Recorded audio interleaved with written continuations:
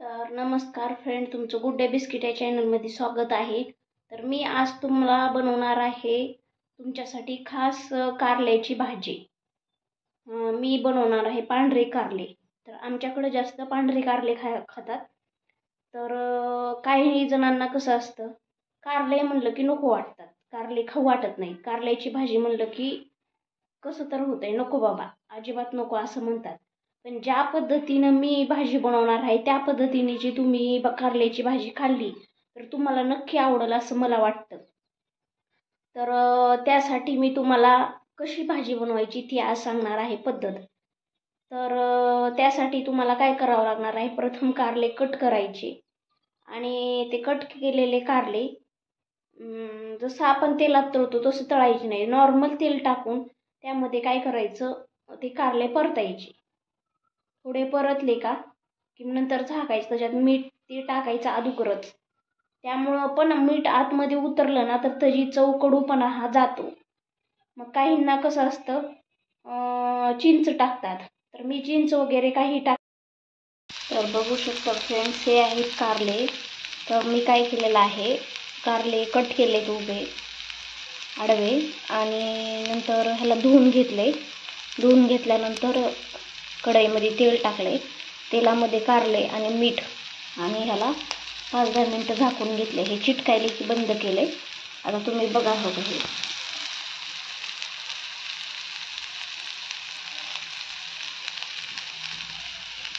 अशा पद्धतीनं हे झालेले आहेत. आता मी परतते. आता त्यासाठी काय साहित्य लागणार आहे कारलं बनवण्यासाठी आणि कारलं कडू लागू नये म्हणून काय केलं जातं हे पण मी तुम्हाला सांगणार आहे. तर चला आपण पुढची रेसिपी बघूया. तर फ्रेंड्स, तुम्ही बघू शकता आपले हे कारले खरपूस भाजून झालेले आहेत. आपण आता गॅस बंद केला आहे. आता मी साहित्य तुम्हाला दाखवणार आहे. तर साहित्य लागणार आहे हे तांबडं तिखट, हे हळद, एक टोमॅटो, एक कांदा आणि लसूण हा उकळीमध्येच कुटून घ्यायचा आहे, मिक्सरमध्ये नाही. आणि एक टोमॅटो आणि मी हे कारले घेतलेले आहेत पावशर. तर चला आता आपण बनवायला चालू करूया. प्रथम आपण कढईमध्ये तेल टाकलेलं आहे. ही कढई अशी झाली कारण पहिले आपण कारले भाजून घेतलेले आहे, त्याच्यामध्ये तेल टाकून थोडेसे, म्हणून त्याच कढईमध्ये हे करायचं. तेलाचं प्रमाण कमी वापरायचं कारण आपण अगोदर पण जेव्हा कारले परतून घेतले होते तेलामध्ये क्रिस्पी बनवले तेव्हा तेल टाकलेलं आहे. त्यामुळं आता याच्यात प्रथम आपण कांदा टाकूया. पण आता कांदा टाकलेला आहे.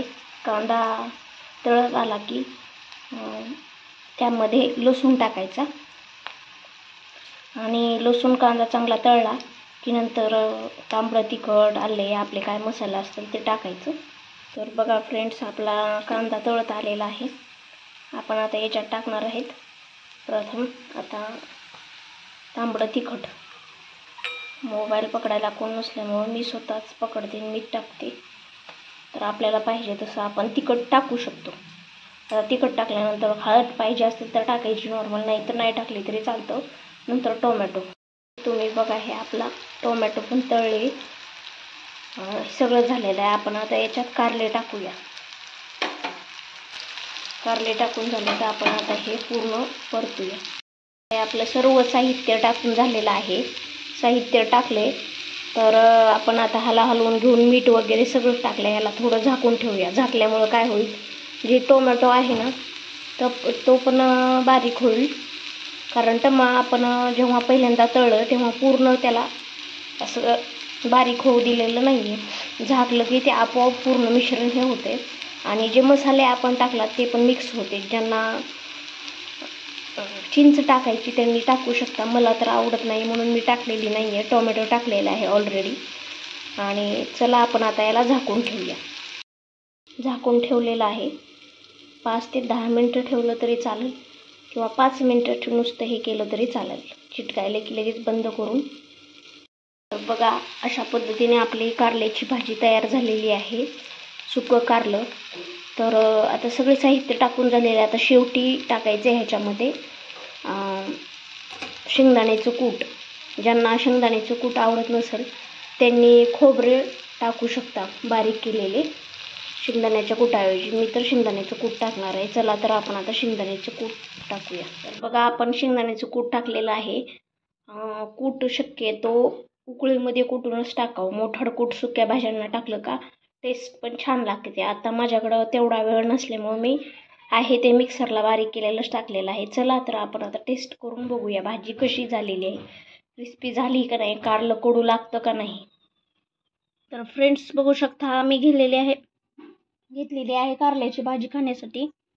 एकदम क्रिस्पी आणि तसंच मी चपातीसुद्धा एकदम कडक अशी तव्यावरती केलेली आहे. तर चला आपण कशी टेस्ट लागणार आहेत बघूया. फ्रेंड्स तुम्हाला माझी कारल्याची सुकी भाजी आवडली असेल तर नक्की माझ्या चॅनलला सबस्क्राईब करा आणि बेल आयकॉनची घंटी दाबा. लाईक करा. बाय.